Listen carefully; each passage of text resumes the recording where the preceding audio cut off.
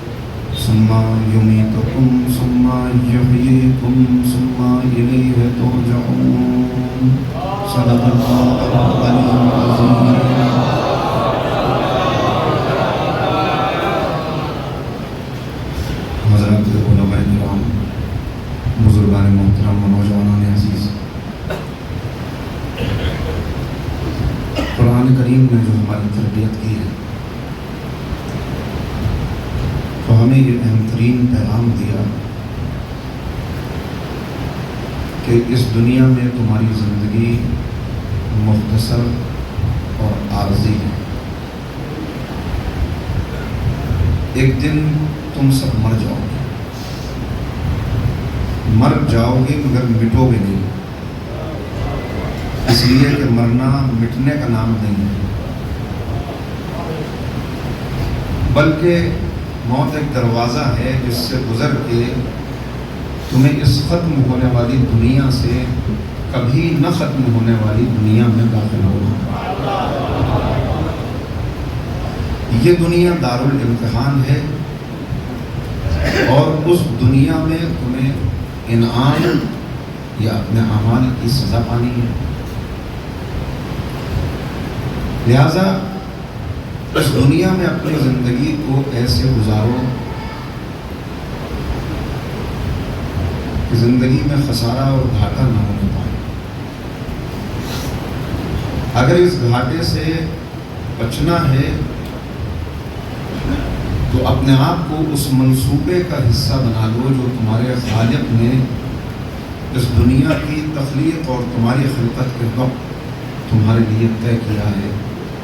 الذی خلق الموت والحیات لیبلوکم ایکم احسن عملا، کہ اس دنیا میں آزمایا جا رہا ہے، رکھا جا رہا ہے، جانچا جا رہا ہے، یہ دیکھا جا رہا ہے کہ بہترین عمل کرنے والا کون ہے۔ انسان کو عمل کی ترغیب دلانے کے لیے دو راستے ہوتے ہیں۔ ایک تو یہ کہ اسے یہ بتایا جائے کہ اس راہ پر چلو، تم اس راہ پر چلنا تمہیں فائدہ پہنچائے گا، یہ بزنس کر لو، یہ تعلیم حاصل کر لو، اس اعتبار سے زندگی گزار لو، فائدہ ہوگا۔ دوسرا یہ کہ اسے یہ بتایا جائے کہ اس طرح زندگی نہ گزارو ورنہ تمہیں شدید نقصان ہوگا جس کی تلافی ممکن نہ ہوگی۔ عام طور پر دیکھا یہ گیا ہے کہ انسان کو اگر فائدے کی بات بتائی جائے کہ بھئی ایسا کرو، ادھر چلو، یہ راہ اپناؤ، یہ فائدہ ہوگا، تو فائدے کی بات آسانی سے اس کی سمجھ میں نہیں آتی۔ لیکن جب نقصان سے بچنے کی بات ہو تب انسان عمل کے لیے جلدی آمادہ ہو جاتا ہے۔ میں اس کی ایک مثال دوں تاکہ بات واضح ہو جائے، مگر اس سے پہلے ایک مل کے صلوات پڑھ لیں آپ حضرات۔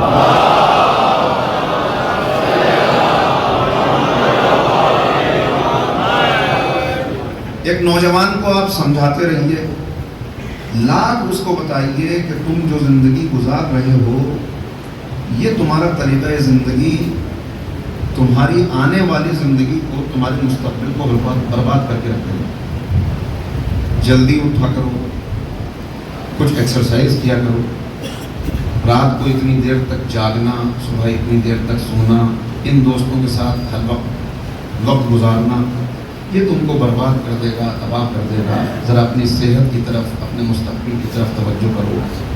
اساتذہ سمجھا رہے ہیں، والدین سمجھا رہے ہیں، بزرگ بتا رہے ہیں، لیکن یہ بات آسانی سے ایک خاص عمر ایسی ہوتی کہ اس میں سمجھ میں آتی نہیں۔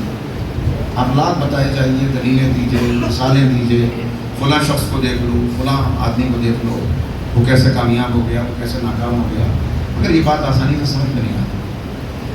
اب اگر خدا نخواستہ اسی نوجوان کو کوئی ایسا مرض ہو جائے کہ طبیب کے پاس گیا، اس نے کہا بھائی آپ کو جو مرض ہو گیا ہے، اگر آپ نے اب ہوش نہ سنبھالا، اب آپ نے خیال نہ کیا، تو بس آپ کی زندگی بہت مختصر رہ جائے گی، زیادہ دن زندہ نہیں رہ سکیں گے۔ لیکن ابھی یہ فرسٹ اسٹیج ہے، زیادہ گھبرانے اور پریشان ہونے کی ضرورت نہیں ہے۔ جو ہدایات میں آپ کو دوں، اگر آپ اس کے اوپر عمل کریں تو بہت جلدی اس مرض پر قابو پا لیا جائے گا اور آپ ایک عام انسان کی سی زندگی جی سکیں گے، مگر اس کے لیے آپ کو ان ہدایات پر سختی سے عمل کرنا ہوگا۔ وہی جو فائدہ بتائے جانے پر عمل کرنے کے لیے تیار نہیں تھا، اب جب اس کو اپنی زندگی خطرے میں نظر آئی تو اب وہ صبح کو اٹھ بھی رہا ہے، وہ ایکسرسائز بھی کر رہا ہے، وہ غذا بھی کوئی استعمال کر رہا ہے، وہ زندگی بھی ایسی گزار رہا ہے۔ کیوں؟ اس لیے کہ شدید نقصان نظر آنے لگا۔ بس قرآن کریم نے بھی اسی طرح تربیت کی کہ یہ بتایا کہ اس راہ پہ چلو تو یہ فائدہ ہوگا، یہ انعام ملیں گے، اس راہ پہ چلو گے تو یہ نقصانات ہوں گے۔ لہٰذا اپنے انبیاء کو بشیر بھی بنا کر بھیجا، نذیر بھی بنا کر بھیجا۔ सलावत पढ़ते मोहम्मद वाले।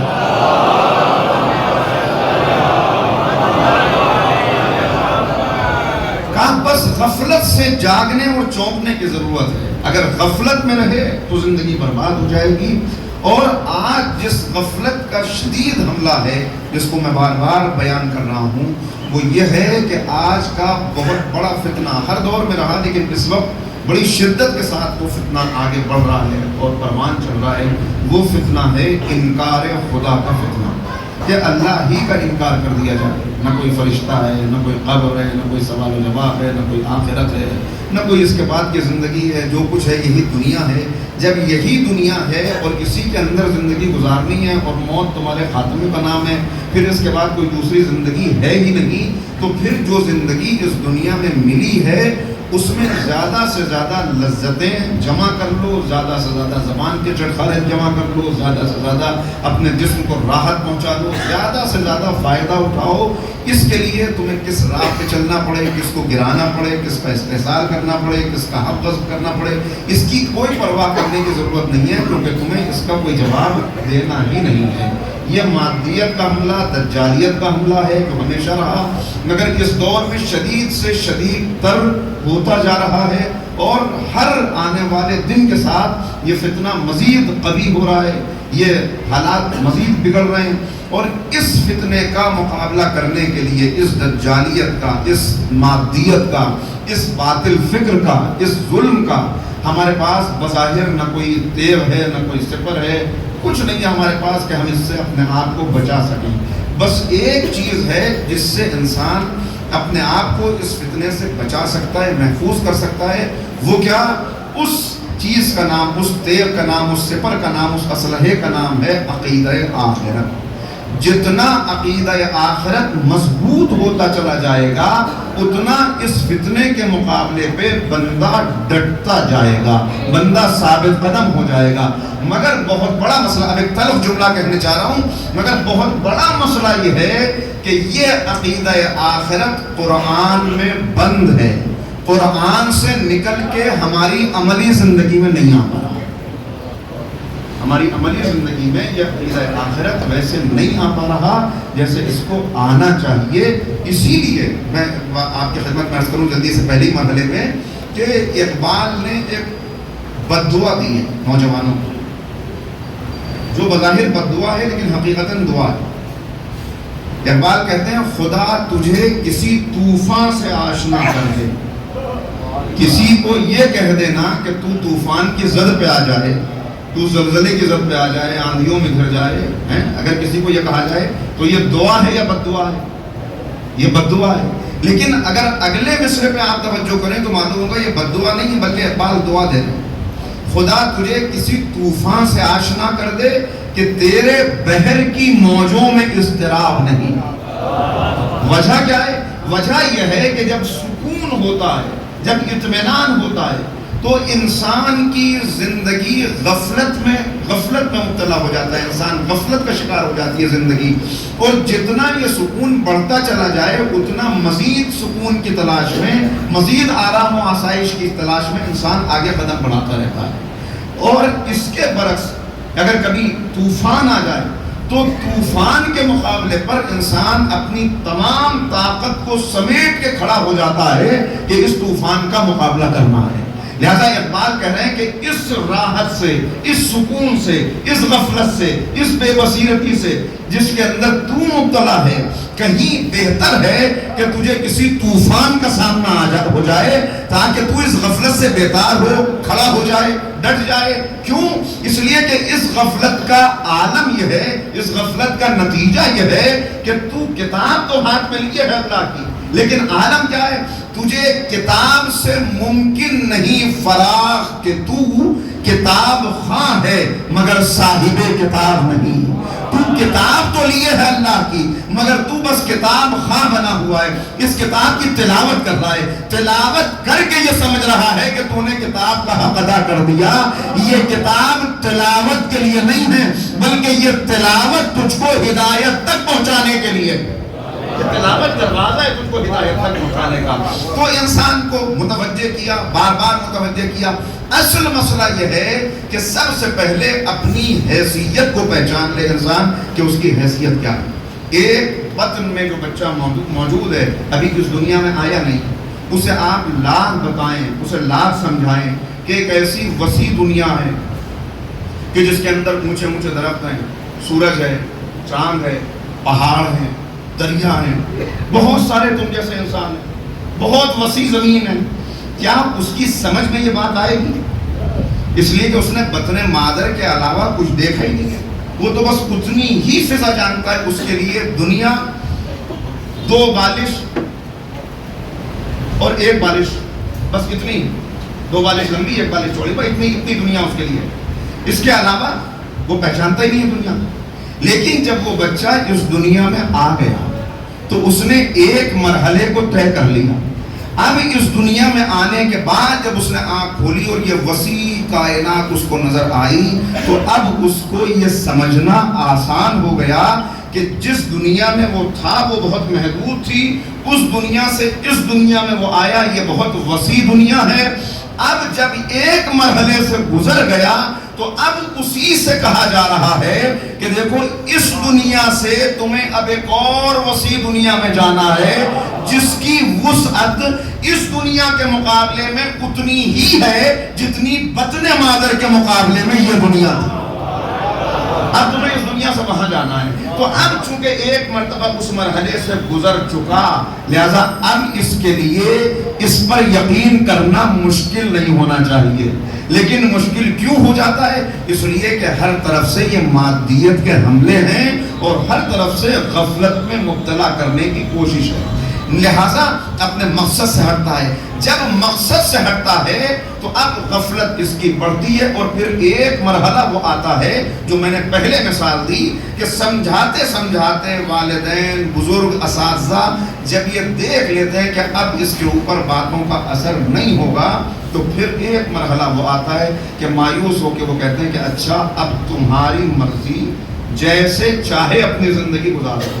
ہم نے تو لاکھ تم کو سمجھا دیا، بتا دیا، ہمارے پاس الفاظ ختم ہو گئے، توانائی ختم ہو گئی، طاقت ختم ہو گئی، اب ہمارے اندر مزید صلاحیت نہیں ہے کہ تم سے سر پھوڑیں، لہذا اب جیسے چاہے زندگی گزارو. یہی مسئلہ اللہ اور بندے کے ساتھ بھی ہے. اللہ نے بندے کی ہدایت کے لیے انبیاء بھیجے، مرسلین بھیجے، ائمہ ہدیٰ بھیجے، کتابیں نازل کی. آخر میں جب اس کی غفلت بڑھتی چلی گئی اور اتنی غفلت میں مبتلا ہوا کہ اس نے ہر چیز سے انکار کر دیا، تو اب مرحلہ وہ آیا جو آیت میں نے اس سے پہلے بھی کئی مرتبہ اس ممبر سے پڑھی کہ اب آیا کہ اب آواز یہ آئی کہ اچھا اگر ایسا ہے تو وَلَا تَكُونُوا كَالَّذِينَ نَسُوا اللَّهَ فَأَنْسَاهُمْ أَنفُسَهُمْ. یاد رکھو اگر تم ایسے نہ ہو جانا. کیسے؟ اللہ کا انکار کرنے والے نہ بن جانا، اللہ کی طرف سے غافل نہ ہو جانا. اگر تم یاد خدا سے غافل ہو گئے تو ایک مرحلہ وہ آئے گا، وہ آیا. ایک مرحلہ کیا آیا کہ پھر اللہ نے اس کو اسی سے غافل کر دیا. اچھا ٹھیک ہے، اب تیری مرضی جیسے چاہے زندگی گزار. اس کو اسی سے غافل کرنے کا مطلب کیا ہے؟ یعنی وہی غفلت جس کا میں نے تذکرہ کیا کہ اب وہ یہ سمجھ رہا ہے کہ بس یہی دنیا ہے، یہی رنگینیاں ہیں، یہی سب کچھ ہے، اور اصل مسئلے کو بھول گیا، اصل بات ذہن سے نکل گئی. ورنہ تربیت کیا کی گئی، بتایا کیا گیا تھا؟ بتایا یہ گیا تھا کہ یہ دنیا، ایک جملہ کہہ رہا ہوں ذہنوں میں شاید محفوظ رہ جائے، یہ دنیا کام کی جگہ ہے، قبر آرام کی جگہ ہے اور آخرت انعام کی جگہ ہے.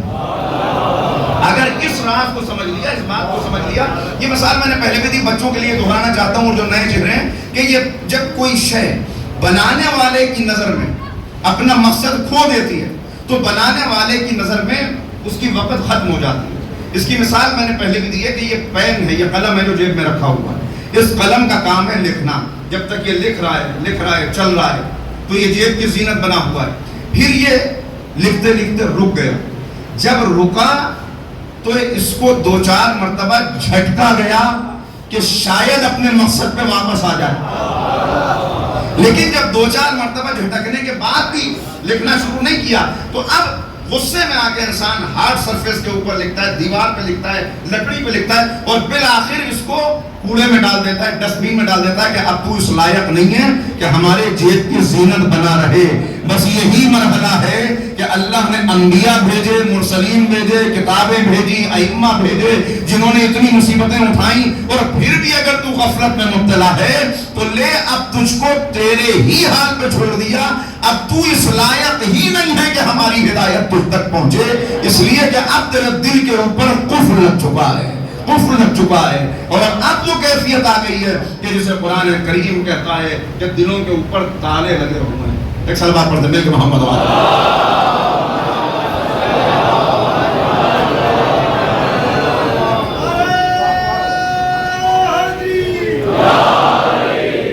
تو اصل مسئلہ تھا کہ اس دنیا سب سے پہلے انسان اپنی حیثیت کو سمجھے کہ اس کی حیثیت کیا ہے. میں پھر اس کے لیے عرض کروں کہ وسعت, میں نے جس وسعت کا تذکرہ کیا, یہ وسعت کتنی ہے, کیا انسان کے حاشیے خیال میں آ سکتی ہے؟ یہ وسعت کتنی وسعت؟ دیکھیں یہ زمین کتنی وسیع زمین ہے. کیا دنیا میں کوئی ایسا انسان ہے جو یہ دعویٰ کر سکے کہ اس نے دنیا کے چپے چپے کو روند ڈالا, ہر جگہ پہنچ گیا؟ ہر دنیا کے زمین کا کوئی خطہ ایسا نہیں ہے جہاں اس کے قدم پہنچے نہ ہو. کوئی دنیا کا ایسا انسان نہیں. بلکہ اس زمین کے متعلق ہم جتنا جانتے ہیں ان میں سے ہماری معلومات کا زیادہ حصہ وہ ہے جو ہم نے جانا یا کتابوں کو پڑھ کے یا ڈاکومنٹریز دیکھ کر یا جغرافیہ کی نقشوں کے ذریعے سے, کتابوں کے ذریعے سے. اور بہت کوئی سفر کرنے والا ہے تب بھی اس نے کتنا سفر کر دیا. جہاز سے بیٹھ کے, میں نے عرض کیا تھا یہ پہلے بھی, جہاز سے بیٹھ کے جب ہم سفر کرتے ہیں تو کتنی زمینیں ایسی ہیں جو ہم کو غیر آباد نظر آتی ہیں. کتنے جنگلات ایسے پڑے جہاں آج تک کسی کے قدم نہیں پہنچا. تو اس دنیا کی وسعت کو اولین و آخرین کوئی انسان ایسا نہیں ہے جو یہ بتا سکے, یہ کہہ سکے, یہ دعویٰ کر سکے کہ اس زمین کی وسعت کو میں نے اپنے قدموں سے رون ڈالا, میں ہر جگہ پہنچ گیا. اچھا یہ ہے یہ زمین. اب ذرا سا آگے بڑھیں. جب زمین کی حد کو پتہ نہیں کر سکتا, نہیں معلوم کر سکتا, اپنی حیثیت کا اندازہ کرتا چلا جائے, تو اس زمین جیسی 13 لاکھ زمینیں جمع ہو جائیں تو بنتا ہے سورج. اس زمین سے 13 لاکھ گنا بڑا ہے سورج. سورج جو ہماری ملکی وے گیلیکسی کے 2 ارب ستاروں میں سے ایک ستارہ, 2 ارب ستاروں میں سے ایک ستارہ. ایسی اربوں گیلیکسیز اور مل جائیں تو بنتی ہے یہ یونیورس. یہ یونیورس جس کا ہمیں حصہ ہے, یہ ہے ایک یونیورس. ذرا توجہ کریں. اور اب سائنسداں خود اس بات کا دعویٰ کر رہے ہیں اور یہ بیان کر رہے ہیں کہ یہ تو ایک یونیورس ہے.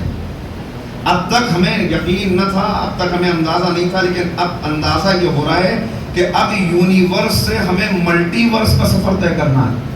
اس لیے کہ یہ یونیورس اس جیسی نہ جانے کتنی یونیورس اور ہیں جہاں ابھی ہماری فکر, ہمارا خیال بھی نہیں پہنچا. ان کو بھی درک کرنا ہے, وہاں تک بھی پہنچنا ہے. تو ایک یونیورس اتنی وسیع اور اس جیسی نہ جانے کتنی یونیورس ہیں جس تک یونیورس سے ملٹی ورس کا سفر طے کرنے کے لیے اب سائنسداں کمر ہمت باندھ رہے ہیں. اب سمجھیے کہ بندہ کیا ہے, انسان اپنی حیثیت کو پہچانے.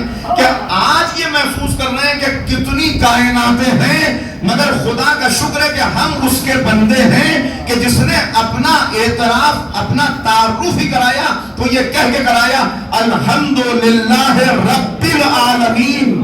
کتنے عالمین ہیں جن کا وہ رب ہے, اس رب نے ان عالمین کو پیدا کیا اور پھر کہا کس کے لیے پیدا کیا. اے انسان تو اپنے آپ کو حقیر سمجھ رہا ہے, ایک جرثومہ سمجھ رہا ہے, سن اس ساری کائنات کو, ان تمام عالموں کو میں نے تیرے لیے خلق کیا, تجھے اپنے لیے خلق کیا. اور اب سمجھے جب اتنا بڑا سورج ہے, اتنی بڑی کائنات ہے, اب یہیں سے اندازہ لگا لیں کہ اللہ نے ہدایت کے لیے ان بندوں کو بھیجا کہ زمین سے 13 لاکھ گنا بڑا سورج, اب اگر کسی کے انگلی کے اشارے سے یہ سورج پلٹ آئے, صلوات پڑھتے محمد وعلى محمد.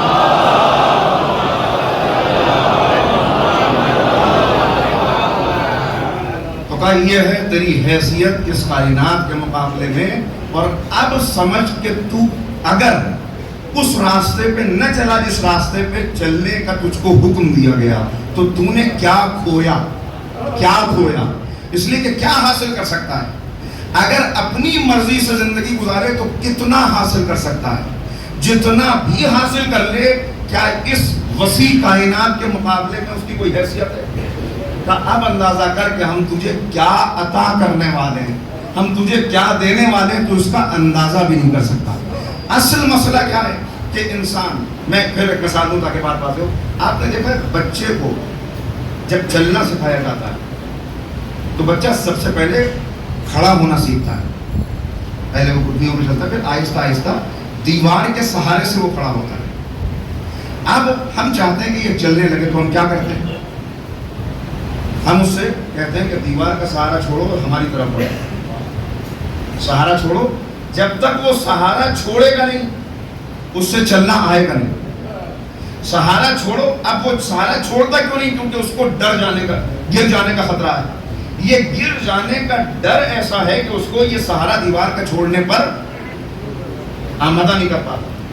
لہٰذا اب ہم اس سے کہتے ہیں تم آؤ ہماری طرف، آؤ ہماری طرف۔ بچہ چاہتا ہے کہ اسے گود میں اٹھا لیا جائے، یعنی اس کی تمنا ہے کہ وہ بلند ہو جائے۔ ہم کہتے ہیں ہم تم کو گود میں لے لیں گے مگر تمہیں کچھ قدم چل کے ہماری طرف آنا پڑے گا۔ تم چل کے ہماری طرف آؤ، اس سہارے کو چھوڑ کر ہم تمہیں اٹھا لیں گے۔ اس اونچا ہونے کی تمنا میں وہ سہارا چھوڑتا ہے۔ جب سہارا چھوڑتا ہے تو دو چار مرتبہ ڈگمگاتا ہے مگر پھر چلنا سیکھ جاتا ہے۔ یہی بندے اور اللہ کا معاملہ بھی ہے کہ اللہ کہتا ہے اگر مجھ تک آنا ہے تو ان مادی سہاروں کو چھوڑ دے۔ تو مادی سہاروں کو چھوڑ کے بڑھ تو صحیح، میں تجھے بلند کر دوں گا، اتنا بلند کروں گا کہ فرشتوں کا سردار پیچھے رہ جائے گا، تو آگے چلا جائے گا۔ مگر اس کے لیے پہلے سہاروں کو چھوڑنا پڑے گا۔ سہاروں کو چھوڑ، سہاروں کو چھوڑ کے میری طرف بڑھ، تو بڑھ، پھر دیکھ میں تجھے کیسے بلند کرتا ہوں، میں تجھے کہاں تک پہنچاتا ہوں۔ اور اس کے لیے میں نے عرض کیا کہ اس نے ہمارے سامنے مثالیں رکھ دی، ہمارے سامنے نمونے رکھ دیے، ہمارے سامنے رول ماڈل رکھ دیے۔ یہ کیوں؟ آخر ابھی آپ نے آغاز گفتگو میں سنا، شعراء نے بھی کلام پیش کیا، یہ کیوں کربلا کا اتنا تذکرہ ہے؟ کربلا کا اتنا تذکرہ کیوں؟ اس لیے کہ جو غفلت پیدا ہو چکی تھی، میں نے بار بار اور تقریباً ہر مجلس میں، بہت سے لوگوں نے کہا بھی اس بات کو کہ ہر مجلس میں یہ تذکرہ ضرور آتا ہے اس غفلت کا۔ اس غفلت کا تذکرہ اس لیے آ رہا ہے کہ یہ غفلت ٹوٹ نہیں رہی ہے، یہ غفلت مزید بڑھتی چلی جا رہی ہے، یہ غفلت مزید گہری ہوتی چلی جا رہی ہے۔ اور جب تک اس نیند سے زندگی گزار رہے ہیں، لیکن اکثریت کیسے زندگی گزار رہی ہے؟ ایک نیند کی کیفیت ہے، کام سب کچھ اٹھ بیٹھ رہے ہیں، چل پھر رہے ہیں، لیکن ایک نیند ہے، اس نیند کے اندر سب بڑھتے چلے جا رہے ہیں۔ ایک شخص سویا ہوا ہے اور سونے کے بعد کافی دیر کے بعد وہ اٹھتا ہے، اٹھنے کے بعد بڑے کروفر کے ساتھ، مضبوطی کے ساتھ کھڑا ہو جاتا ہے۔ وہ کہتا ہے کہ بھائی میرا احترام کرو، میرا احترام کرو، میں بادشاہ سلامت ہوں، میرے سر پہ تاج رکھا گیا ہے، مجھے فلاں ملک کا بادشاہ بنایا گیا۔ کہا بھائی کب بنایا گیا؟ کہا ابھی خواب میں۔ میرا احترام کرو، مجھ کو بادشاہ بنایا گیا، خواب میں بہت بڑا ملک تھا جس کا میں حاکم بنایا گیا، بس اب میرا احترام کرو، مجھے بہت دولت ملی، گڑھا ہوا خزانہ مل گیا، اب میں بہت دولت کا مالک ہوں۔ کب ملی؟ کہا خواب میں۔ بہت بڑا منصب ملا، خواب میں۔ مجھے سچ بتائیے کہ خواب میں بادشاہ بن جانا کیا بیداری کی زندگی میں کوئی فائدہ پہنچائے گا؟ خواب میں 100 محلوں کا مالک ہونے سے اچھا یہ تھا کہ بیداری کی زندگی میں ایک ٹوٹے ہوئے مکان کا مالک ہوتا۔ خواب میں ہزاروں گاڑیاں ملنے سے بہتر یہ تھا کہ بیداری کی زندگی میں ایک چھوٹی سی کم قیمت کی گاڑی کا ہی مالک ہو جاتا۔ تو خواب کی زندگی میں کتنی ہی ملکیت حاصل ہو جائے، کتنی ہی طاقت حاصل ہو جائے، وہ بیداری کی زندگی میں فائدہ نہیں پہنچاتی۔ یہ تھا خواب۔ اب امیر المومنین حضرت علی ابن ابی طالب علیہ السلام کہتے ہیں، ترجمہ تشریف فرمائے، مولا کہہ رہے ہیں الناس نیام، لوگ سو رہے ہیں، خواب میں مبتلا ہیں، سب سو رہے ہیں. یہ کب جاگیں گے؟ یہ جاگیں گے جب ملک الموت کو دیکھیں گے، یہ جاگیں گے جب قبر سے کمر لگ جائے گی. اس وقت جاگنے کے بعد اب کہے فرشتے سے جو سوال کر رہا ہے میرا احترام کرو، میں کروڑوں کا مالک تھا، اس نے کہا وہ خواب میں تھے، اب بیداری کے عالم میں آئے ہو، یہاں بتاؤ کیا لے کے آئے ہو. عزیزو دنیا کا امیر اگر قبر کا فقیر بن کے جائے تو اس نے بڑے گھاٹے کا سودا کیا، اور دنیا کا فقیر اگر قبر کا امیر بن جائے تو اس نے بڑے نفع کا سودا کیا. سلام پڑھیں محمد و آل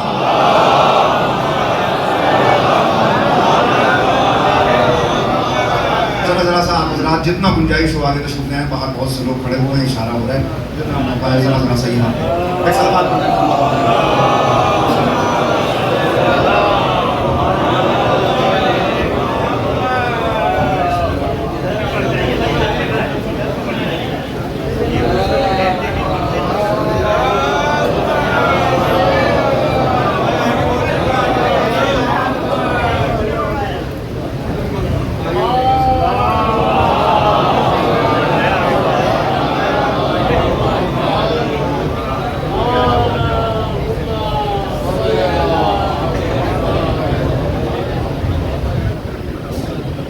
ایک مرتبہ مل کے اور سربت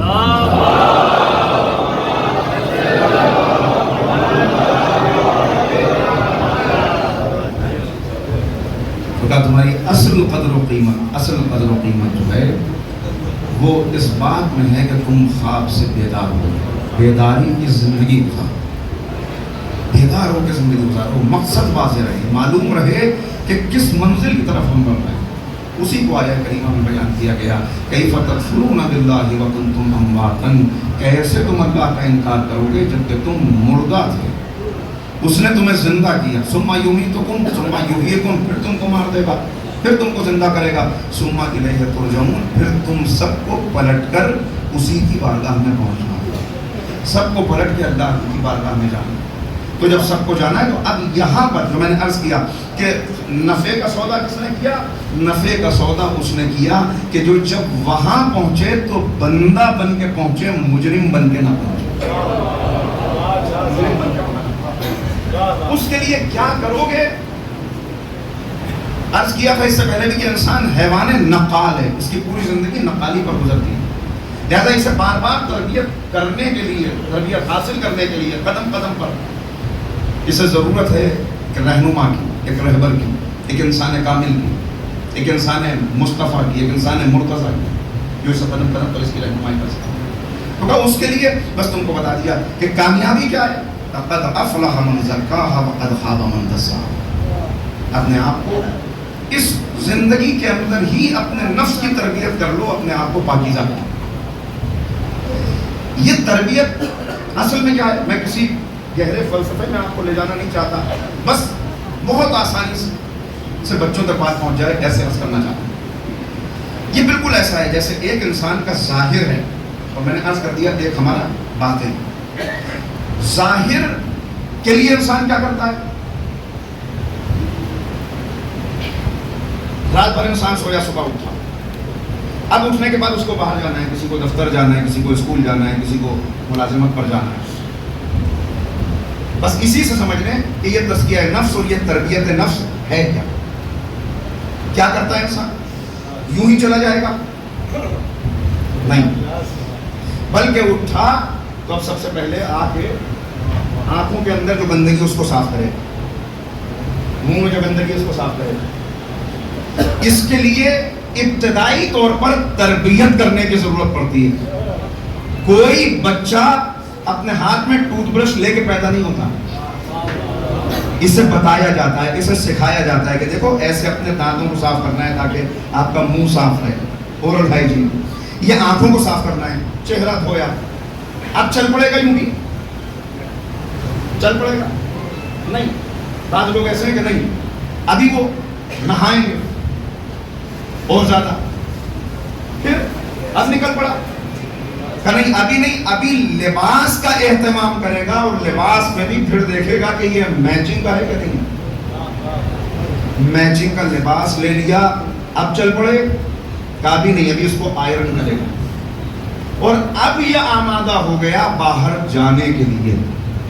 بس انسان کی شخصیت بھی یہی ہے، بہت توجہ کیجیے گا، انسان کی شخصیت بھی، ایک انسان کی شخصیت کا مرحلہ یہ وہ ہے جو ماں کے بطن میں مکمل ہو جاتا۔ اب جب بچہ پیدا ہوا تو پیدا ہونے کے بعد آپ ملاتے رہیے، آنکھ امی جیسی ہے، ناک ماموں جیسی ہے، کان فلاں جیسے ہیں، اسے تو جو بننا تھا وہ بن چکا، یہ ایک مرحلہ تو طے ہو چکا، اسے جو بننا تھا وہ بن چکا۔ اب آپ ملاتے رہیے، کہتے رہیے نہیں ہمارے جیسا نانیال پہ گیا ہے، ددیال پہ گیا ہے، یہ سب۔ اسی طرح ایک اگلا مرحلہ آتا ہے، 5 سال کی عمر تک بچہ اس ماحول سے جذب کرتا ہے، وہ اپنے گھر کی روایات کو دیکھتا ہے، ہمارے گھر میں یہ چیز پسند کی جاتی ہے یا ناپسند کی جاتی ہے، ہمارے گھر میں اس کو اچھا سمجھا جاتا ہے، اس کو برا سمجھا جاتا ہے، ہمارے گھر میں اس چیز کی قدر و قیمت ہے، یہ چیز کوئی اہمیت نہیں رکھتی۔ یہ ساری چیزیں جو اس کے ماحول میں چاروں طرف ہوتی ہیں، آپ کے بغیر سکھائے ہوئے وہ اپنی شخصیت میں جذب کر لیتا ہے، اس نے سیکھ لیا۔ اب آپ اسے لاکھ بتاتے رہیے کہ تم نے ایسا کیوں کیا، ایسا اس لیے کیا کہ اس نے آپ کو ایسا ہی کرتے ہوئے دیکھا۔ پھر 5 سال سے ماہرین نفسیات بتاتے ہیں کہ اب 5 سال سے 12 سال کی عمر تک یہ مزید جذب کرتا ہے، اور کہتے ہیں کہ تقریباً 12 سال کی عمر تک پہنچتے اس کی شخصیت مکمل ہو جاتی ہے، اس کی شخصیت مکمل ہو جاتی ہے، یہ لے لیتا ہے سب کچھ۔ یہاں تک تو وہ تھا جو اس نے غیر ارادی طور پر جذب کر لیا۔ اس میں کچھ چیزیں وہ ہیں جو اسے وراثت میں ملی والدین سے، اس میں اچھائیاں بھی ہیں، برائیاں بھی ہیں۔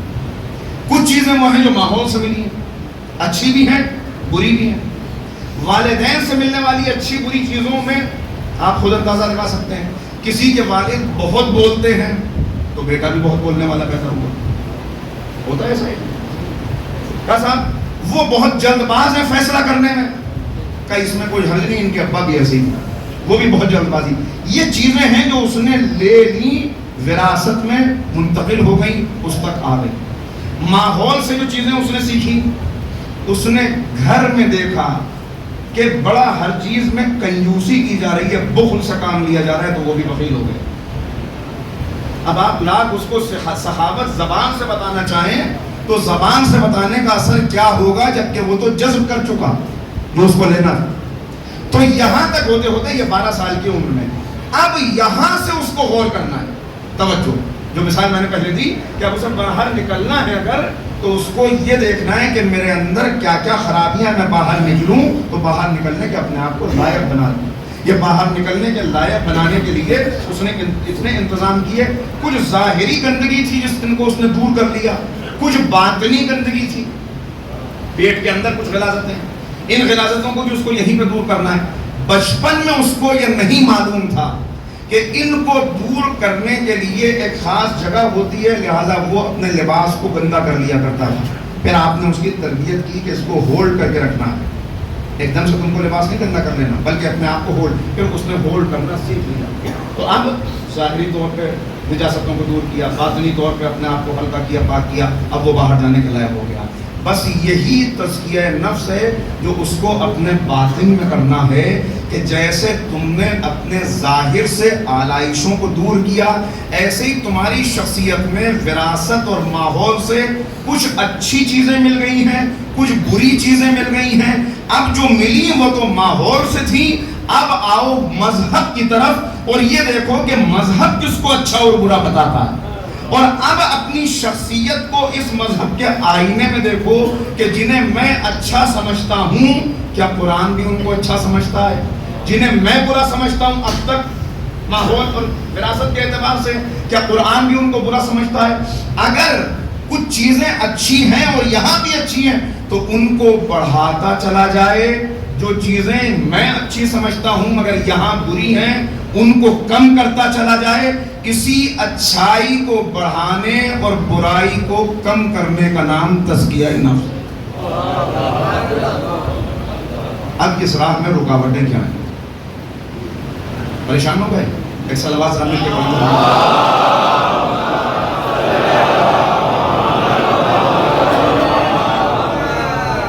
اس راہ میں سب سے بڑی رکاوٹ یہ ہے کہ انسان اپنی برائیوں سے مانوس ہو جاتا ہے۔ اپنی برائی اس کو برائی معلوم ہی نہیں ہوتی، کیونکہ وہ اپنی برائیوں سے مانوس ہو جاتا ہے۔ اپنے پسینے کی بدبو کسی کو نہیں آتی۔ بہت کم لوگ ہوں گے جو اتنے حساس ہیں کہ اپنے آپ کو بھی محسوس کرنا ہے کہ دوسرے کی پسینے کی بدبو فوراً آتی ہے۔ اپنے منہ سے کسی کے بدبو آ رہی ہو تو اس کو احساس بھی نہیں ہوتا، دوسرے کے فوراً احساس ہوتا ہے۔ انسان جاتا ہے، یہ جو فلش کرتا ہے یہ اپنے لیے نہیں کرتا، کیونکہ اپنی بدبو اس کو بدبو نہیں لگتی، یہ تو دوسرے کے لیے کرتا ہے۔ بالکل اسی طرح اپنی برائیاں اس کو برائیاں نہیں لگتی، کیونکہ اندر جو یہ نفس بیٹھا ہوا ہے، یہ نفس تقویت دیتا ہے، یہ نفس اندر سے جو تقاضے اس کے اٹھتے ہیں تو یہ برائیوں کو بھی اچھا بنا کے پیش کرتا ہے۔ اندر سے نفس کام یہ کرتا ہے، باہر سے شیطان یہ کام کرتا ہے۔ اصل مرحلہ یہ ہے کہ اس کا مقابلہ کر کے برائی کو برائی مان لے، اس لیے کہ جب تک مریض خود کو مریض نہیں مانے گا اس وقت تک اس کی شفا کا مرحلہ شروع ہی نہیں ہوگا۔ پہلے مریض خود کو مریض تو مانے گا، بس اسی لیے کہ یہ تمہارے لیے مشکل ہوگا تو یہاں پہ اب قدرت نے آواز دی کہ تمہارے لیے مشکل ہے کہ تم اپنی برائیوں کو برائی سمجھو، لہٰذا ہم ایک ایسے طبیب کو تمہارے درمیان بھیج رہے ہیں جو نبضوں پہ ہاتھ رکھ کے بتائے گا کہ یہ برائیاں ہیں یہ اچھائیاں۔ وہ بتائے گا۔ اب مسئلہ کیا ہے؟ یہ پریشانی کیا ہے جب سارا مسئلہ حل ہو گیا؟ پھر ایک مثال دوں گا تاکہ بات واضح ہو جائے۔ ایک بستی کے اندر سب بیمار تھے، جوان بیمار، بوڑھا بیمار، مرد بیمار، عورت بیمار، جلد کی بیماریاں، آنکھوں کی بیماریاں، جگر کی بیماریاں، معدے کی بیماریاں، جلد کی بیماریاں، ہر ایک انسان بیمار ہے۔ اس بستی کے متعلق بادشاہ کو پتا چلا کہ بستی کے اندر سب بیمار ہیں۔ بادشاہ بڑا مہربان تھا، اپنی رعایا سے بڑی محبت کرنے والا تھا۔ اس نے کہا بستی کے اندر سب بیمار ہیں۔ اس کا ایک طبیب خاص تھا، طبیب حاضر، جس سے وہ بڑا عزیز رکھتا تھا، اس سے بڑی محبت کرتا تھا۔ اپنے محل کے اندر اس کو بڑی آرام و آسائش کی جگہ تھی جو مہیا کی ہوئی تھی، مگر بستی والوں کی محبت اور ان کا خیال، تو اس نے اپنے اس طبیب سے کہا کہ میں تم سے بہت محبت کرتا ہوں، تمہارا فراق برداشت نہیں کر سکتا اور تم کو اس محل سے الگ نہیں کرنا چاہتا، لیکن مجھے بستی والوں سے بھی محبت ہے، لہٰذا تم میرے دوست ہو، میرے چاہنے والے ہو، میری اس بات کو مانو، ذرا یہ تکلیف برداشت کر لو کہ اس محل کی اس آرام دہ فضا کو چھوڑ کر، یہاں کی اس روشنی کو چھوڑ کر اس بستی میں چلے جاؤ تاکہ بستی والوں کا علاج ہو سکے۔ طبیب اپنے بادشاہ کا حکم مان کے اس بستی میں آیا، تمام بستی والوں کو جمع کیا، اس نے دیکھا کہ آخر بیماری، اتنی بیماریاں کیوں ہیں، اس کا سبب کیا ہے، سب بستی والوں کو جمع کیا، اس نے ایک تقریر کی اور تقریر کر کے کہا کہ اے بستی والوں، میں سمجھ گیا کہ تمہاری پریشانیاں کیا ہیں، تم کیوں اتنے بیمار ہو، دیکھو یہ نالیاں بند پڑی ہوئی ہیں، غلاظت کا ڈھیر لگا ہوا ہے، جو پانی تم پی رہے ہو وہ گندا ہے، جو آب و ہوا ہے وہ گندی ہے، لہٰذا یہی سب اس کا سبب ہے، اب سب کو اٹھ کھڑے ہونا ہے، میری ہدایات پہ عمل کرو، ان نالیوں کو صاف کرنا ہے، یہ کوڑے کے جو ڈھیر لگے ہیں ان کو یہاں سے ختم کرنا ہے، اور دیکھو یہ پانی پینا اور یہ غذا کھانا اور یہ۔ جیسے ہی اس نے یہ تقریر کی، ایک جوان کھڑا ہوا، اس نے کہا یہ طبیب کتنا اچھا ہے، اس کا لب و لہجہ کتنا اچھا ہے، یہ بولتا کتنا اچھا ہے، اس کے حسن دیکھو کتنا زیادہ ہے، اس کا چہرہ دیکھو کتنا نورانی ہے۔ اس نے کہا ہاں ہاں یہ بات ٹھیک ہے، لیکن اب میری بات سنو، دیکھو ہمیں سب کو کھڑے ہو جانا ہے، اس بستی سے غلالت کو دور کرنا ہے۔ تو وہاں سے ایک بوڑھا کھڑا ہوا، اس نے کہا اس کی زلفیں کتنی اچھی ہیں، اس کی آنکھیں کتنی اچھی ہیں، اس کی گردن کتنی اچھی ہے، اس کا جسم کتنا اچھا ہے۔ اب جب بھی یہ کہتا ہے کھڑے ہو جاؤ، کبھی بوڑھا کھڑا ہوتا ہے، کبھی جوان کھڑا ہوتا ہے، کبھی بچہ کھڑا ہوتا ہے، اس کی تعریف کرنے لگتے ہیں۔ اس نے کہا بھائی مجھے یہ بتایا گیا تھا کہ تمہاری آنکھیں خراب ہیں، جلد خراب ہے، مجھے یہ بتایا گیا تھا تمہارا جگر خراب ہے، اب پتہ چلا تمہارا تو دماغ بھی خراب ہے۔ جب بھی میں کہتا ہوں کھڑے ہو جاؤ تم میری تعریف کرتے ہو۔ یاد رکھو میری تعریف کرنے سے تمہارا مرض دور نہیں ہوگا جب تک میرے نسخے پہ عمل نہ کرو۔ 1400 سال میں یہی ہے جو اس امت نے اپنے نبی کے ساتھ کیا۔ جب بھی نبی کی بات آئی کہ زلفیں کتنی اچھی، آنکھیں کتنی اچھی، گردن کتنی اچھی، جب بھی نبی کا حکم آیا تعریف کرنے لگے۔ پیغمبر نے کہا تعریف کرنے سے کام نہیں چلے گا جب تک میرے حکم پہ عمل نہ کرو۔ کہ آیت تزکیہ نفس کے لیے کہ تمہاری برائیوں کی شناخت کرا دیں، تمہیں پتا تھا کہ برائیاں کیا ہیں، تاکہ تم اٹھ کھڑے ہو جاؤ، تم ڈٹ جاؤ۔ پتہ نہیں کس کا شعر ہے لیکن بات بہت اہم ہے کہ رو رو کے گڑ گڑا کے مسلمان اپنی ذلت اور رسوائی اور اپنی قسم کرسی کا بیان کر رہا ہے کہ پالنے والے دیکھ تیرے نبی کی امت پہ کیا گزر رہی ہے، یہ تیرے حبیب کی امت ہے، ذرا دیکھ تو صحیح، ہمیں نہ دیکھ اپنے نبی کو دیکھ، ہم تو ہیں گناہ گار، ہمیں نہ دیکھ اپنے نبی کو دیکھ۔ مجھے ہنسی آ جاتی ہے جب اس طرح، یہ ایک طریقہ ہے پکارنے کا، لیکن جب ہم یہ کہتے ہیں کہ اپنے نبی کو دیکھ ہمیں نہ دیکھ، تو جب نہیں اللہ بھی جواب دیتا ہو کہ تم مجھے میرا نبی کیا دکھا رہے ہو، میں تو ہر وقت اپنے نبی کو دیکھتا ہوں۔ ان اللہ ملائکتہ یصلون علی النبی یا ایھا الذین آمنوا صلوا علیہ وسلموا تسلیما۔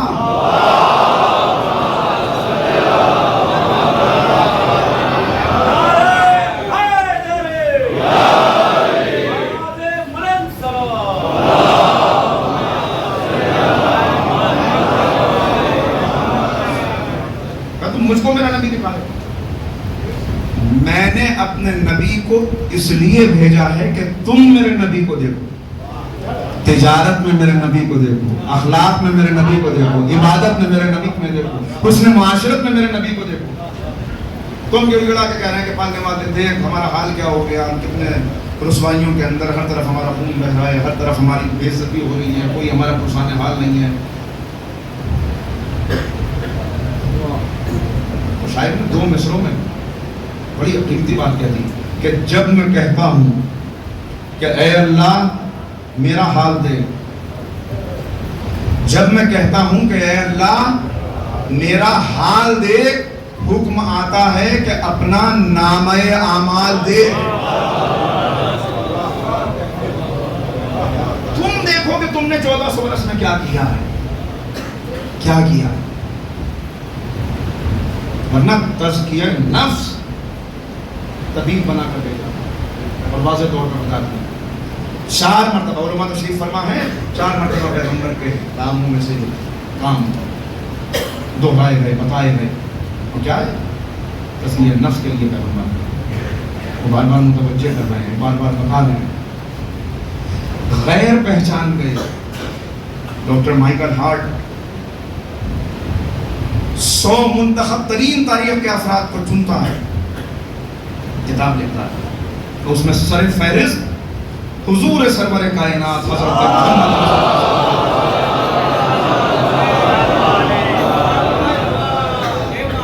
بس میں نے چاہا کہ تاریخ کی مناسبت سے کچھ بات نہیں آ جائے، اس لیے گفتگو کو یہاں تک لے آیا۔ دیکھ رہا ہوں کہ وقت کم ہے، لہٰذا بس آخری مرحلے میں گفتگو وہ لکھ رہا ہے، اس بات سر فہرست رکھا۔ مختلف موقعوں میں اس سے پوچھا گیا کہ آخر کیوں تم نے پیغمبر کو سر فہرست رکھا جبکہ تم ایک کرسچن ہو، تمہیں جناب عیسیٰ کو سر فہرست رکھنا چاہیے۔ تو اس نے جو جواب دیا، 2 مرتبہ کا جواب میں آپ کی خدمت میں عرض کرتا ہوں وقت میں ہوں۔ ایک انٹرویو میں اس نے کہا کہ ہاں آپ مجھ سے کہتے ہیں میں نے کیوں سر فہرست رکھا، اس لیے کہ میں نے تمام حکمرانوں کی تاریخ دیکھی اور تمام روحانی رہبروں کی تاریخ دیکھو، روحانی رہبر مجھے اس طرح کے نظر آئے، اسپریچول لیڈرز کہ جنہوں نے بڑی باتیں کی، بڑی گفتگو کی، دعوت دی، لیکن انہوں نے سرمنز تو دیے، انہوں نے خطبے تو دیے، مگر اپنے نظریات کی بنیاد پر وہ کوئی حکومت قائم نہیں کر سکتے، وہ باقاعدہ کوئی اسلامی معاشرہ نہیں بنا سکتے۔ زمانے نے مہلت نہ دی، وقت ایسا نہیں آیا، کہا ہو نہیں پایا ایسا۔ کہا دوسری طرف، اس نے بہت سی مثالیں دی، بہت سی مثالیں دی، کہ دوسری طرف ایسے حکمراں گزرے کہ جنہوں نے بڑی بڑی حکومتیں قائم کر لی، لیکن اگر اسپریچولی دیکھا جائے، اگر روحانی اعتبار سے دیکھا جائے تو روحانی اعتبار سے وہ زیرو پہ بھی نہیں رکتے، بلکہ اس سے نیچے مائنس میں چلے جاتے۔ کہا میں نے سارے لیڈروں کو دیکھ لیا، اور اب اس کے جملے کوٹ کر رہا ہوں، سارے لیڈروں کو، پوری تاریخ عالم و آدم کو دیکھ لیا، محمد is the only leader on the face of earth who was supremely successful both in spiritual and secular world۔ کا واحد شخصیت پیغمبر اکرم کی ہے کہ جنہوں نے روحانی دنیا میں بھی انقلاب برپا کر دیا، مادیت کی دنیا میں بھی انقلاب برپا کر دیا۔ کیسا انقلاب برپا کیا؟ کیسا انقلاب برپا کیا؟ دنیا میں بہت سے انقلابات آئے اور آتے رہیں گے، لیکن ان انقلابات میں اور پیغمبر کے انقلاب میں ایک بنیادی فرق ہے۔ وہ بنیادی فرق کیا ہے؟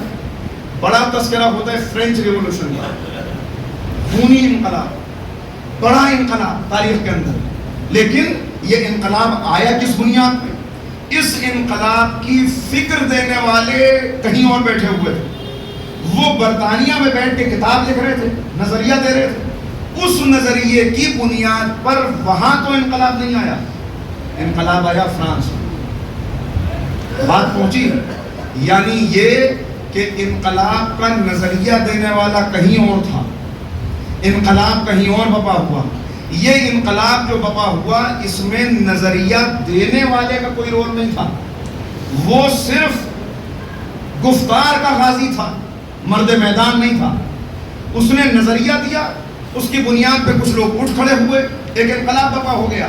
لیکن پیغمبر اکرم کے انقلاب کی خصوصیت یہ ہے کہ نبی اکرم نے جتنے نظریات پیش کیے، ان نظریات کی بنیاد پر جو انقلاب بھی برپا ہوا، ہر انقلاب میں سربراہی کا پرچم پیغمبر کے ہاتھ میں تھا۔ پیغمبر خود اس انقلاب کا حصہ بنے ہوئے تھے، یہ پہلی بات۔ دوسری بات، جتنے انقلابات بھی آئے، زندگی کے کسی ایک شعبے میں آئے، دوسرا شعبہ اس سے متاثر نہیں ہوا، یا دو شعبوں میں آئے، تیسرا شعبہ متاثر نہیں ہوا، لیکن یہ واحد انقلاب ہے جو نبی کریم نے برپا کیا کہ اس انقلاب کے نتیجے میں کوئی ایک مٹی کا ڈھیلا بھی ایسا نہ تھا جو اپنی پرانی صورت میں باقی رہ گیا ہو۔ ہر دنیا میں انقلاب آ گیا، ہر شعبے میں انقلاب آ گیا، ایسا انقلاب آ گیا کہ جن کو روکا اور ٹوکا جا رہا تھا، جن کو یہ کہا جا رہا ہو کہ دیکھو مسجد میں آیا کرو، لباس بدل لیا کرو، نہا لیا کرو، پیغمبر کے پاس جایا کرو تو پیغمبر کو آواز ایسے نہ دیا کرو جیسے ایک دوسرے کو پکارتے ہو، دیواریں کود کے گھروں میں داخل نہ ہوا کرو، اجازت لیا کرو، جن کو یہ بتایا جا رہا ہو اپنی آوازوں کو نبی کی آواز پہ بلند نہ کیا کرو۔ یہ پیغمبر اکرم کا انقلاب ہے کہ ایسا انقلاب برپا کیا کہ آج دنیا صحابی کہہ کے ان کو سلام کر رہی ہے۔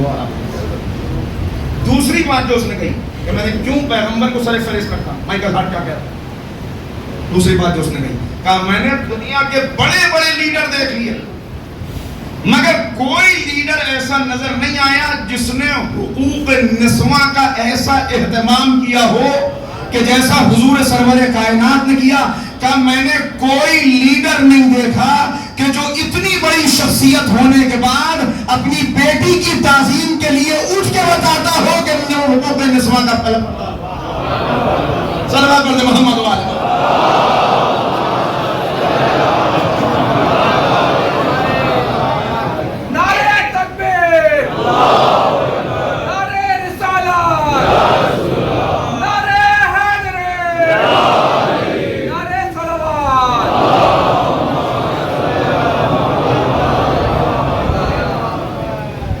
چنانچہ پیغمبر اکرم کو بس گفتگو ختم ہو رہی ہے، جو خصوصیات اللہ رب العزت نے عطا کی، امتیازی خصوصیات علماء تشریف فرما ہے، اس میں ایک خصوصیت یہ ہے کہ کسی اور کو یہ سند نہیں دی، وَرَفَعْنَا لَكَ ذِكْرَكَ، ہم نے آپ کے ذکر کو بلند کیا، جو پیغمبر کا ذکر ہے جس نے بلند کیا۔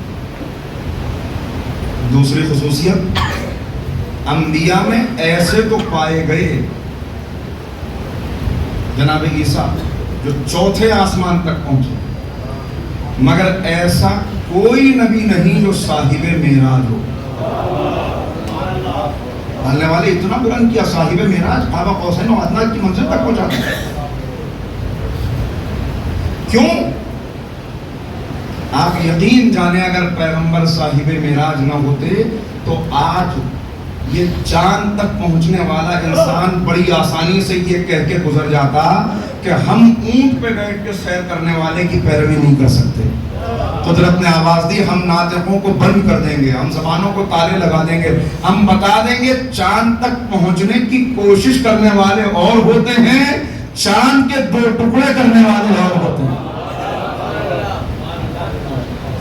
اب یہ بس میں نے عرض کیا کہ یہ ہماری بدقسمتی ہے کہ دنیا کا ہر انسان اپنے لیڈر کو، اپنے رہبر کو بڑھا کے پیش کر رہا ہے، اور یہاں عالم کیا ہے؟ یہاں اسی پہ بحث ہو رہی ہے، آج تک اسی پہ بحث چل رہی ہے کہ معراج جسمانی تھی کہ روحانی تھی، اتنی جلدی کیسے چلے گئے، اتنی سرعت، اتنی تیزی، اتنی رفتار، بستر گرم رہا، زنجیر ہلتی رہی، پانی جاری رہا، چلے بھی گئے، آ بھی گئے، یہی سمجھ میں نہیں آ رہا بھی۔ بھائی قرآن کو شعور کی آنکھوں سے پڑھیں تو سب سمجھ میں آ جائے۔ قرآن ایک نبی کا واقعہ پیش کر رہا ہے کہ جس نے خواب میں دیکھا کہ اپنے جوان بیٹے کو ذبح کر رہا ہے۔ جناب ابراہیم نے جناب اسماعیل کو لیا، چٹیل میدان میں آئے، ہاتھوں کو باندھا، آنکھوں پہ پٹی باندھی، چھری نکالی، گردن پر چھری رکھی، چھری کو چلا دیا۔ کہ پھر کیا ہوا؟ کیا جناب اسماعیل ذبح ہو گئے؟ کنی ذبح نہیں ہوئے، ایک دمبا آیا، حکم خدا سے دمبا آیا، اس دمبے نے اپنی جان دے کر، اپنی قربانی دے کر نبی زادے کو بچا لیا، ذبح عظیم میں منتقل کر دیا گیا، ملتوی کر دیا گیا سمجھانا۔ میں نے عالم اسلام سے پوچھا بھائی یہ دمبا کہاں سے آیا؟ کہ دمبا عرش سے آیا۔ اچھا عرش سے آیا جناب اسماعیل کے لیے، وہ عرش سے چلا ہوگا، ملائکہ نے بوسے لیے ہوں گے، حوروں نے ہاتھ ڈالے ہوں گے، زمین پہ آگے جنگل جنگل گھوما ہوگا، جناب اسماعیل کو تلاش کیا ہوگا کہ اگر اتنی دیر لگتی تو جناب اسماعیل کا چہلم ہو جاتا، دمبا نہ آتا۔ پھر کہ چھری رکھی تو گردن دمبے کی تھی، چھری چلی، چھری رکھی تو گردن اسماعیل کی تھی، چلی تو دمبے کی تھی۔ بھائی حیرت ہے عقلوں پر کہ چشم زدن میں دمبے کا آنا سمجھ میں آ گیا، نبی کا معراج پر جانا سمجھ میں نہیں آ رہا۔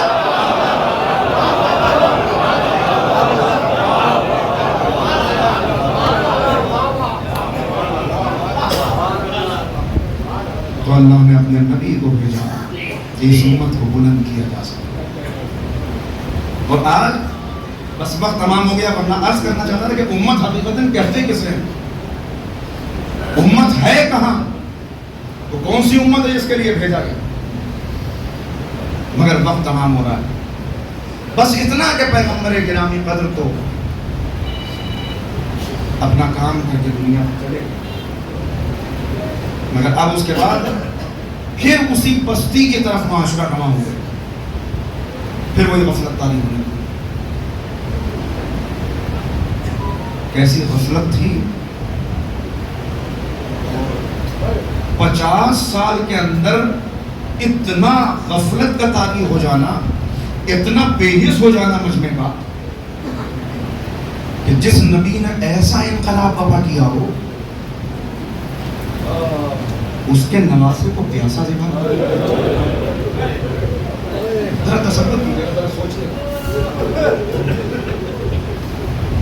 وقت نہیں رہا زیادہ چھوڑتے ہوئے، تصور کیجیے، حیران ہے آپ نے کیا ہو گیا؟ یہ ہے وہ غفلت، وہ بے حسی کہ جس بے حسی کا ذکر کیا گیا ہے۔ جس کو میں اکثر بیان کرتا ہوں کہ نہج البلاغہ میں مولا کیا فرماتے ہیں کہ جب یہ بے حسی طاری ہو جاتی ہے، جس قوم اور جس امت پر، جس ملت پر یہ بے حسی طاری ہو جائے، تم انہیں چلتا پھرتا دیکھ کر زندہ سمجھ رہے ہو، مگر یاد رکھو جن پر یہ بے حسی طاری ہو جائے پھر وہ سانس لیتی ہوئی میتیں، چلتے پھرتے جنازے ہیں، اٹھتی بیٹھتی لاشیں ہیں، تم ان کو زندہ سمجھ رہے ہو مگر وہ زندہ نہیں، وہ زندہ نہیں۔ اور یہ جو بے حسی طاری ہوتی ہے اس کے اسباب پہ پھر گفتگو ہوگی کسی وقت، لیکن بس ایک اشارہ کہ اس کا سبب کیا ہے۔ اس کے اسباب میں سے ایک سبب جسے مسیحائے امت نے خود بیان کیا، عجیب عالم تھا، عجیب عالم تھا۔ میدان کربلا میں فاطمہ کا لال آخری خطبہ دینے کے لیے آئے۔ 9 خطبے ہیں امام کے جو میدان کربلا میں امام نے مختلف موقعوں پہ دیے، ان میں یہ آخری خطبہ اتمام حجت کے لیے عجیب کیفیت تھی، جسم زخموں سے چور تھا، 3 شب و روز کی پیاس تھی، میدان کربلا لاشوں سے ڈھکا ہوا تھا، ہر طرف لاشیں بکھری ہوئی تھی، اور فرزند رسول اتمام حجت کے لیے آخری خطبہ دینے ان کے درمیان کھڑے تھے۔ عالم کیا تھا؟ لکھا ہے کہ آواز کمزور ہو چکی تھی، زخموں سے لہو بہنے کی وجہ سے بدن پہ اتنی کمزوری طاری تھی کہ آقا کی آواز بھی ویسے نہیں کرتی تھی۔ ایک مرتبہ کہا تم نے عمر سعد کہا، عمر سعد چھپ رہا تھا، منہ چھپا رہا تھا، جب امام نے کہا تو عمر سعد نکل کے آ گیا، لوگوں نے خیرت دلائی، امام آیا۔ وہ جملے جو امام نے اس سے پہلے بھی کہے وہی جملے یہاں پہ پھر کہے کہ تو کیا سمجھتا ہے جس ملک کے رہ کا تجھ سے وعدہ کیا گیا تجھے وہ ملک رہ نصیب ہوگا؟ یاد رکھ تجھے اس ملک کے رہ کی گندم کا ایک دانہ بھی نصیب نہ ہوگا۔ اور پھر امام نے کہا میں کچھ کہنا چاہتا ہوں لیکن آواز کمزور ہے۔ ایک مرتبہ کہا ذرا اپنے سپاہیوں سے کہہ کے اپنی آواز کو روکیں تاکہ حسین کچھ کہہ سکیں۔ آوازیں رکی، شادیانوں کی آوازیں تھمی، مگر اب بھی جو حیوانوں کے گلے میں گھنٹیاں تھیں ان کی آوازیں تھیں۔ کئی نے حیوانوں کی گردنوں کو تھام لے اور حسین یہ ہمارے بس کی بات نہیں۔ بس ایک مرتبہ فرزند زہرا نے انگشت شہادت کو بلند کیا، انگلی کو جنبش دی، جدھر جدھر انگلی کو جنبش دیتے تھے ناقے اپنی گردنیں تھام لیتے تھے۔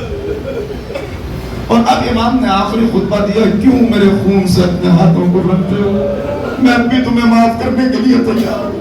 یہ کون ہے؟ یہ کریم ابن کریم ہے، یہ کریم ابن کریم ہے، میں اب بھی تمہیں معاف کرنے کے لیے تیار ہوں۔ کچھ دیر کے لیے خاموشی چاہیے، اس کے بعد جواب آیا، حسین بس بچنے کا ایک راستہ ہے کہ بیعت کر لو۔ بس ایک مرتبہ مولا نے کہا میں جانتا ہوں میری باتوں کا تم پہ اثر کیوں نہیں ہو رہا، اس لیے کہ تمہارے شکم حرام غذا سے بھرے ہوئے ہیں۔ یہ کہہ کے ایک مرتبہ کا اچھا مجھے کہو، بس ایک مرتبہ آستین کو الٹا، اچھا تو اب ایک پیاسے کی جنگ دیکھو، اب ایک بھوکے کی جنگ دیکھو، جس کے جوان بیٹے کو مار دیا اس کی جنگ دیکھو، جس کے 6 مہینے کے بچے کو ذبح کر دیا اس کی جنگ دیکھو، جس کے بھائی کے بال کاٹ ڈالے اس کی جنگ دیکھو۔ یہ کہہ کے ایک مرتبہ تلوار کو بے نیام کیا۔ اب جو تلوار بے نیام ہوئی، اب جو تلوار چلی، عجب فقرے ہیں، اب جب فقرے ہیں، ایسا لگتا تھا یہ حسین کی تلوار نہیں چل رہی، یہ قوم سمود کے اوپر پتھروں کا عذاب نازل ہو گیا ہے، یہ آسمان سے بجلی گری ہے کہ جس نے سب کو اپنی گرفت میں لے لیا ہے، یہ طوفان نوح ہے کہ جس نے باطل پرستوں کو گھیر رکھا ہے، جدھر سے گزر جاتے تھے صفوں پہ صفیں الٹ جاتی تھی، جہاں سے آگے بڑھ جاتے تھے میمنہ کو میسرہ پہ پلٹ دیا، میسرہ کو میمنہ پہ پلٹ دیا، تلوار چلتی رہی، آواز آئی، آوازیں دینے لگے حسین تمہیں علی اکبر کا واسطہ تلوار روک، حسین تمہیں عباس کا واسطہ تلوار روک لو۔ تو جنگ کرتے کرتے فرات کے کنارے آ گئے، دیکھا برابر کا بھائی بازو کٹائے پڑا ہے، رکابوں پہ زور دے کے اٹھے، عباس عباس کوئی جواب بھیا ناراض ہو گئے، لو یہ حملہ تمہاری طرف سے کرتا ہوں، اور اب جو حملہ کیا تو فوجوں کو نخریہ تک پہنچا دیا۔ بس ایک مرتبہ جنگ کرتے کرتے اس منزل پہ آئے کہ نگاہ آسمان کی طرف اٹھی، آواز آئی ایتھا النفس المطمئنہ ارجعی الی ربک راضیۃ مرضیہ۔ بس تلوار نیام میں گئی، بھاگی ہوئی فوجیں پلٹی، کسی نے تیر مارا، کسی نے تلوار ماری، کسی نے نیزہ مارا، فاطمہ کا لال پشت فرس پہ جھومنے لگا۔ عجیب کیفیت تھی، میں کیسے بیان کروں، عجیب کیفیت تھی، پشت فرس پہ جھوم رہے تھے کہ اتنے میں مختار کے دربار میں غرمانہ کھڑا ہوا ہے، اور بنا سے پوچھ رہے ہیں بتا تو نے کیا کیا ظلم کیے، اپنے تیروں کا بیان کر رہا ہے۔ ایک مرتبہ کہتا ہے 2 تیروں کا بیان کر چکا، کہ بتا تیسرا تیر کیا چلایا، کہ تیسرا تیر میں نے اس وقت چلایا جب حسین پشت زلزلہ پہ جھوم رہے تھے۔ عجیب عالم تھا کہ کبھی اپنی آنکھوں کو بند کر لیتے تھے، کبھی آنکھوں کو کھول لیتے تھے، کہ ایک مرتبہ میں نے تیر چلایا، وہ تیر حلقہ گلو میں پیوست ہوا، بس ایک مرتبہ جھکے، گھٹنوں پہ زور دے کر تیر کو پکڑا، بسم اللہ ہے وباللہ وعلی ملت رسول اللہ، خون کا فوارہ جاری ہوا۔ امام زمانہ سلام کرتے ہیں، میرا سلام میرے جد پر، سلام اس رخسارے پر جو کربلا کی خاک میں بھر گیا، سلام اس داڑھی پر جو خون میں رنگین ہوئی۔ وہ کون سا خون تھا؟ ایک تو 6 مہینے والے علی اصغر کا خون، اور دوسرے خون کا فوارہ تھا۔ لیجئے پشت ذوالجلال سے زمین پر آئے، عرش عظیم سے فرش زمین تک پہنچے، مگر کیسے پہنچے؟ امام سلام کرتے میرا سلام اس پر جو نہ زین پر تھا نہ زمین پر تھا، بلکہ کچھ ساعتوں تک تیروں پہ جسم معلق تھا۔ عجب کیفیت تھی، ازادار بس میں پڑھ چکا، اور ابھی چند لمحے گزرے تھے کہ منظر عجیب تھا۔ ایک بہن اپنے آپ کو سنبھالے 70 قدم کے فاصلے پہ کھڑی تھی، اور شبر سید کی زلفوں کو پکڑے ہوئے سینے پہ سوار تھا۔ وہاں غربت تھا، ارے میرا امام زین العابدین، جب بھی امام کی نظر کٹے ہوئے گوشت پہ پڑتی تھی، کربلا کا رخ کرتے، اے بابا مدینے کے جانور میں پیاسا نہیں زندہ ہوتا، مگر آئے میرا بابا۔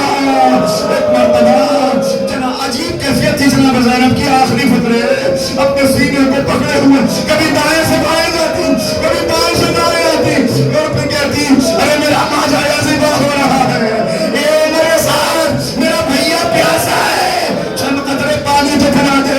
بس ایک مرتبہ حسین نے اشارہ کیا، زینب واپس پلٹ جاؤ، واپس پلٹی، ابھی خیمے میں پہنچی تھی کہ سیاہیاں چلی، فرات کا پانی اچھلا، منادی کی ندائی، قد قتل الحسین بکربلا، سید سجاد میرے لال ذرا دیکھو، پتی اماں ذرا خیمے کا پردہ اٹھائیے، اب جو پردہ اٹھا، السلام علیکہ یا ابا عبداللہ، اے پتی اماں میں یتیم ہونا، وہ ماں کے نیزہ۔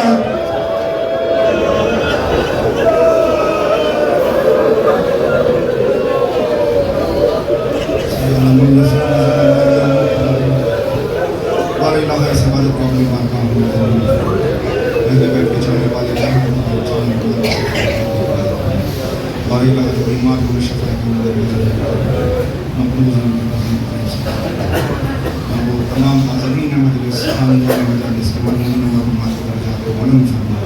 خصوصاً اس ذکر کے صدقے میں مرحوم سید اون محمد بلیانی جوار رحمت میں جگہ اور الہ امام کے ظہور میں قاضی امام کے انصار اللہ مشاہد حضرات ایک مرتبہ سورہ حمد اور 3 مرتبہ سورہ توحید کی تلاوت فرما کر مرحوم سید اون محمد بلیانی ابن سید ابو محمد بلیانی کے